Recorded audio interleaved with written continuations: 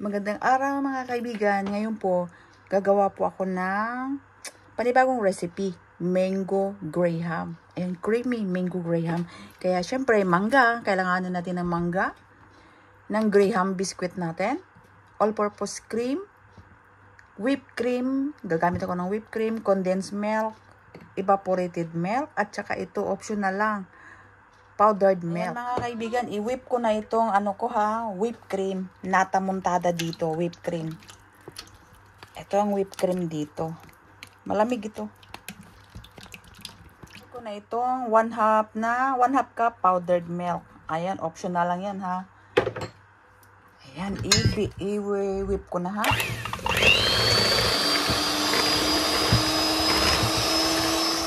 Ito na mga kaibigan, ilagay ko na itong all-purpose cream.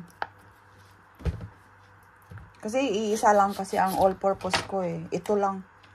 Kulang yung all-purpose ko. Kaya gumamit ako ng whipped cream. Wala kasi mapagbilhan dito ng all-purpose. Tsaka itong condensed milk na 3/4 cup lang ito. Abe, tikman ko lang. Huwag kong iubos nga. Baka matamis na yung 3/4 natin.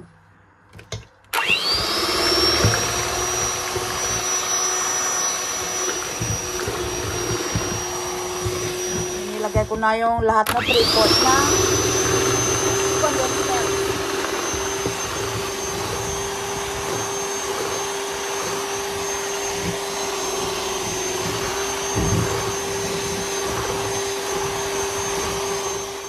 Ayan, ito na mga kaibigan, oh. Ayan, tama na yan. Ayan. Wow, ang sarap. Malasa kasi mayroon siyang powdered milk. Ngayon, magbalat ako ng mangga. Habang nagbabalat tayo, ando na sa pinalamig ko sa rep yung cream natin. Kaya ayan. Ito ang pinakamatamis na mangga din dito. Medyo may kamahalan nga lang. Pero bibili kasi gusto kong magluto ng Graham nga. Ayan. Ayan. Ganito lang square ko lang. Kwadrado. Ayan lang yung pag-slice ko ng mangga. Ganito ang gusto ko. Na-slice. Ayan.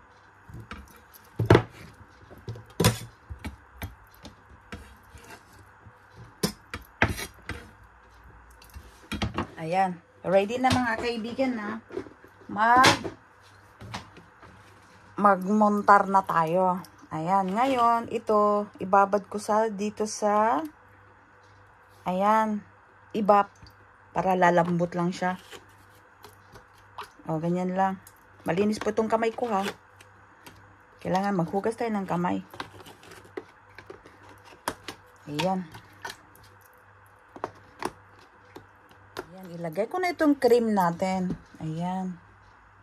Naku, ang sarap talaga po kasi mayroon siyang ano yan? Powdered milk. Pero optional lang po yan talaga. Ayan. Madali lang magmuntar.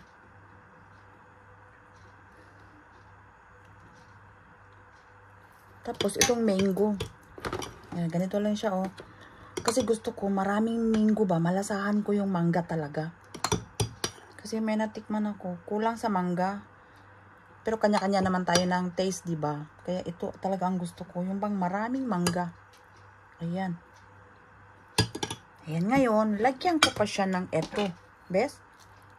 Ayan. Para mango talaga. O diba? Ganito lang mga kaibigan akong gumawa. Napakasarap nito. Special. Second layer tayo. Ganon ulit ang ano natin. Procedure natin. Ito, yung cream natin. Ayan.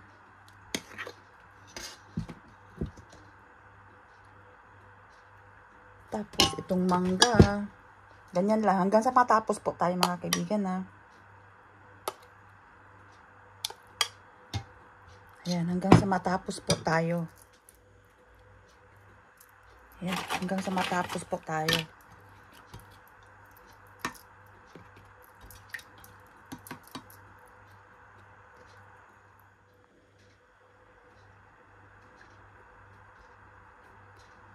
Lagyan lang natin ng RT. O, di ba ganyan lang? Tapos, maglagay po ako ng, ng cubes. Ayan. Para mas ano talaga ba? Mas mangga. Ayan siya.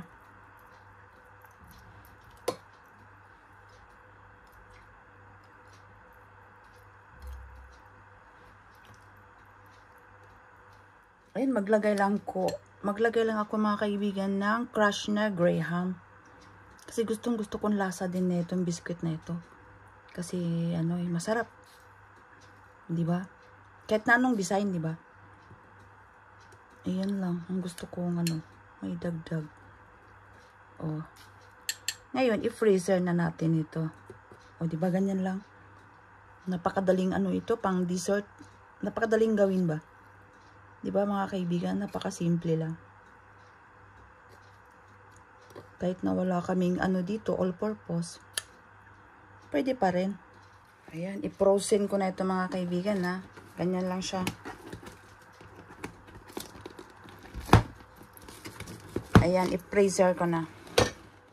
Ayan, ito na mga kaibigan, yung mango Graham cake natin or mango float.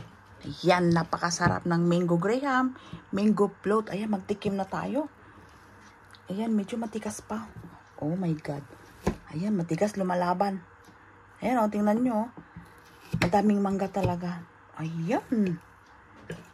Ayan, tingnan nyo mga kaibigan.